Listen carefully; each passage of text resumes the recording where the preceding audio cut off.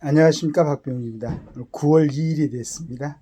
오늘 아침에 보니까 비도 내리고 날씨도 아주 시원하게 좋습니다.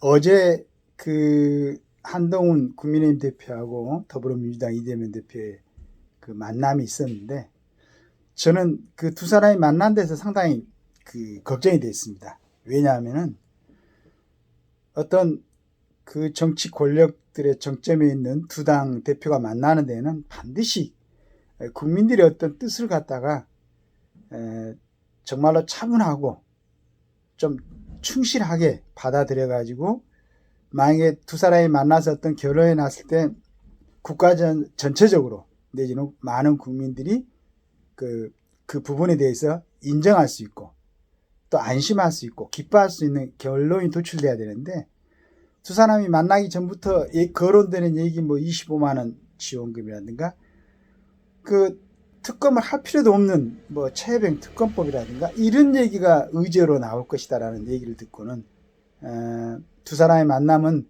물론 이제 여당 대표가 야당 대표가 한번 자리에서 차를 한 잔 마시는 건 좋겠지만은, 그런 부분에 대해서 갑자기 합의나 해가지고 양당의 대표들이 합의했다 해서 국민들이 내지는 또 일부는 지지를 할 수도 있겠지만은, 전체적으로 볼 때는 바람직하지 않는 그런 내용들이 두 당에 대해서 힘을 합쳐서 지금 여러 가지로 어떤 국가의 어떤 정체성을 확립하고 경제 문제라든가 안보 문제라든가 여러 가지 문제를 갖다가 다 잡으려고 애를 쓰고 있는 이 정부에 대해서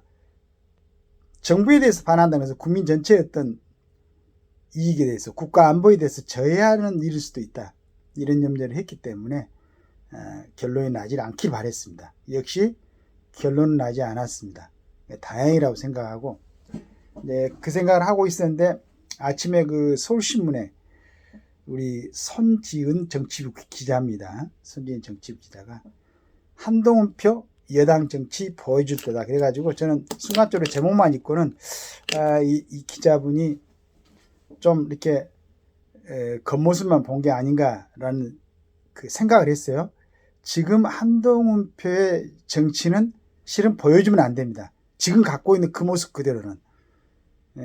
그래서 그렇다면 한동훈표 정치를 보여주려면 지금의 정부하고 또 각을 세워야 되고, 지금 정부는 여러 가지 어려움 중에서도 지금 노조를 정상화시키고, 완전히 정상화는 되지는 않았지만은 의료 계획을 갖다가 이제 완결 지으려는 그러한 준비가 진행되고 있는데, 거기에 이의를 제기하고 2006년도에 의대 증원에 대해서 재고를 하라는 그러한 한동훈표 어떤 그런 의사를 한동훈표 정치라고 했는가, 이렇게 순간적으로 생각을 하면서 우려스러운 생각을 했는데, 이 기자님이 정말로 글을 잘 써놨어요. 한번 읽어봤더니, 그래서 한번 읽어보면서 어떤 내용인가를 같이 한번 보도록 하겠습니다. 우리는 정부 여당이다. 집행력이 없는 야당과 다르다. 한동훈 국민의힘 대표가 40 총선을 지휘하며 현장에서 가장 많이 외쳤던 말 중 하나다. 지난 1월 국민의힘 충북도당 신년 인사회에서 했던 말을 다시 꺼내보면 더 분명하다. 우리가 가끔 잊고 있는 게 있다. 우리는 권력을 갖고 있다는 것이다. 아무리 다수당이어도 더불어민주당은 약속에 불과하다. 우리의 정책은 현금이고 민주당 정책은 약속어음일 뿐이다. 비록 많은 국민의 한 대표의 이런 호소를 외면했지만, 그의 말처럼 여전히 여당은 국민의힘이고 권력과 현금은 여당이 있다. 그리고 한 대표가 바로 지금 그 정당의 최고 권력자다. 실제 한 대표의 말처럼 민주당은 192석의 거야를 이끄는 마탱이면서도 성과를 내지 못하고 있다. 민주당이 강행 처리한 법안은 번번이 권력의 최정점인 대통령의 거부권 행사에 막혔다. 옳고 그름을 떠나 약속음에 불과한 야당의 숙명은 22대 국회에서도 계속 이어지고 있다. 반면 한 대표는 힘을 갖고도 힘을 쓰지 못했다.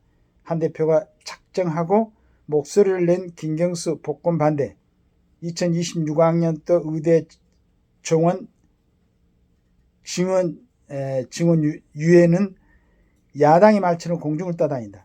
대통령의 뜻을 꺾는 결론을 기대해 봐도 매번 결과가 없다. 한동훈의 단기일찍 칸을 채우는 것. 더는 흥미롭지 않는 윤석열, 한동훈 두 사람의 사적 관계가 파탄이 났다는 재방송 외에 무엇을 남기고 있는지도 의문이다. 여기에 영상이 조금의 공간도 열어주지 않는다는 무능력의 고백도 점차 지겨워지고 있다.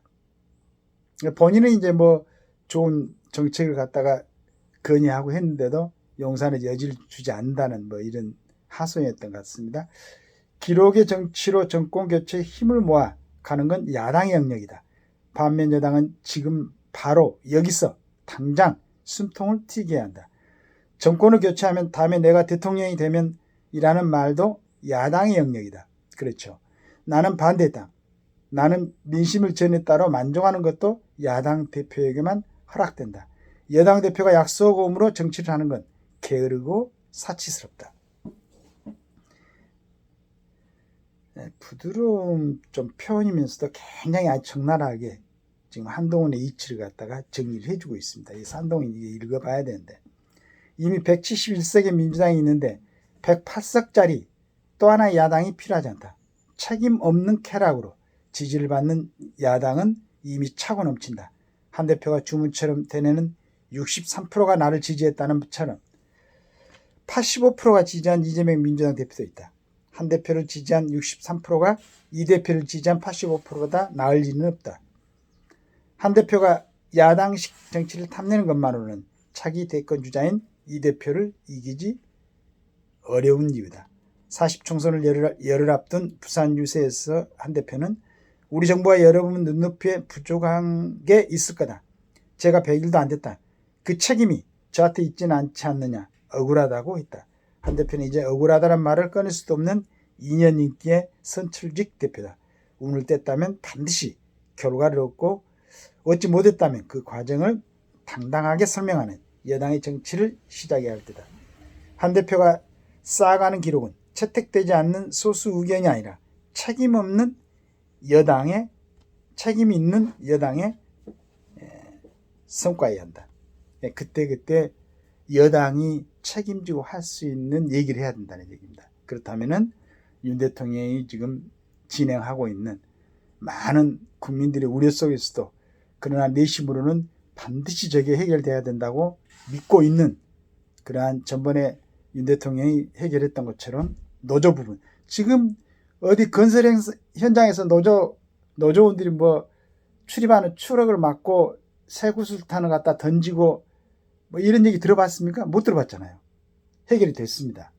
그리고 이제 그런 모습으로 가야 되고 우리 노조원들도 그래가지고 국익을 이해하는데, 국민의 안전을 이해하는데, 국민의 생활을 이해하는데 우리 노조원들도 보탬이 될 수 있는 그런 방향으로 이제 정한 것 같아요. 물론 이제 어떤 거기에 대한 여러 가지 자신들이 기존에 하던 대로 하면은 결국은 여러 가지 손해가 있으니까 이제 그래 참고 있는지 모르겠지만은 하여간 굉장히 발전된 그런 모양이에요. 의료교육도 마찬가지입니다. 지금 정부에서 이번에 전공의들이 굉장히 많은 아주 이익을 얻었어요. 여러 가지 혜택을 갖다가 정부에서 지금 약속을 하고 있고 앞으로 우리 전공의들이 정말로 그 중요한 어떤 의술을 갖다가 배우고 익혀야 되는데 그런 시간을 82시간 일주일에 일을 하면서 심신이 지치고 해가지고 어떤 인술에 대해서 생각할 수 있는 본인의 어떤 정신적 수양을 할 수 있는 굉장히 중요한 그 시기인데 해야 되는 시기인데 그럴 여유가 없었죠. 근데 여러 가지로 뭐 PA 간호사법 제정하고 그 다음에 굉장히 그 전공의들의 수련 비용도 정부에서 보조를 하고 해가지고 여러 가지 좋은 조건이 만들어졌습니다. 이제 그 일부 사람들의 어떤 그런 선동하는 것에 하지 말고 어렸을 때부터 공부를 잘하고 부모님 말씀 잘 듣고 해갖고 의대 갔잖아요. 얼마나 많은 기대가 있습니까? 그 다음에 그 기대도 기대지만 얼마나 중요한 책임을 지고 있습니까? 국민의 생명을 담보로 파업을 하고 하는 일은 없도록 전공의들 이제 제자리로 돌아오기 바라겠습니다. 자, 이런 중요한 정책에 대해서 한동훈은 지금 그 정부하고 각을 세울 게 아니고 지금 의료 그 어떤 팝 그쪽을 책임지고 움직이고 있는 사람들의 각계 전투라도 만나가지고 설득을 하고 지금 이러이러한 좋은 조건을 갖다 제시했지 않느냐. 여러분들이 어떤 이런 파업에도 불구하고 행정적인 책임을 최소화하려고 준비해서 여러 가지 단계적으로 지금 제시하고 있지 않느냐. 이걸 받아들이고 같이 국가를 위해서 국민을 위해서 충성하는 마음으로 갑시다. 라고 할 수 있는 게 지금 한동훈의 가장 중요한 역할이다. 말도 안 되는 거, 국민들이 우려하는 거, 그런 걸 갖다가 대표회담에서 만나서 만약에 그걸 결론이라도 지은다고 그러면 말이 되겠어요.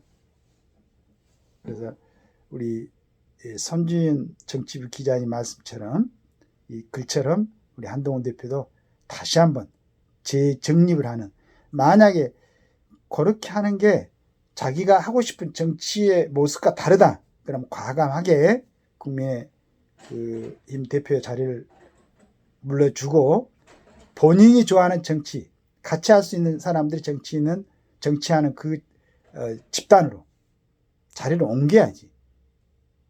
그렇지 않겠습니까? 조금 더 깊숙이 생각하고, 이거 내가 항상 얘기하지만은 국가적으로 국민에 큰 영향을 주는 그런 위치에 있는 사람들은 언행이, 특히나 어떤 정책의 결정에 있어서는 신중해야 된다. 우리 지금 탈원전 정책 보잖아요. 소주정 정책, 그 다음에 여러 가지 안보 라인을 갖다가 파괴시켰던 9.19 이런 부분을 보면 얼마나 많은, 그 다음에 아침에 신문 보니까 무슨 어디가 1,100억 들어가지고 인도 그 설치했던, 예전에 박원순 시장이 설치했던 거 그거 허물어야 된다고 그러더만. 1,100억입니다. 이런 결정을 다시는 하지 않도록 정치인들이, 만약에 그런 걸 한번 돌아보고 본인이 그런 정도의 정책적 판단을 내릴 수 있는 그러한 걸 갖고 있지 않다, 그럼 과감하게 국민들을 위해서 자리들을 떠나시기 바라겠습니다. 그리고 자기들이 좋아하는 것, 자기의 어떤 능력을 최대한 발휘할 수 있는 곳, 그런 직업을 선택해가지고 해야지, 여러 가지 진짜 수단과 방법을 가리지 않고 어떤 그 정치를 하겠다고 나서가지고 이렇게 국가에나 국민에게 피해를 주는 정책들을 남발하고 한다면은 재정적인 거 여러 가지 손해도 있지만 국민들한테 얼마나 많은 스트레스를 줍니까? 이걸 한번 오늘 아침에 우리 정치인들 전부가 한번 돌아보시고, 정말 잘한 분들도 있어요. 어떻게 저렇게 참 논리적으로 여러 가지를 설명을 잘할까 하는 분들도 있는데, 또 그렇지 않는 분들은 다시 한번 자신을 돌아보고 자기들이 맞는 일을 선택하시면은 국민들한테 큰 어떤 정신적인 도움이 되지 않을까 하는 생각을 합니다. 감사합니다.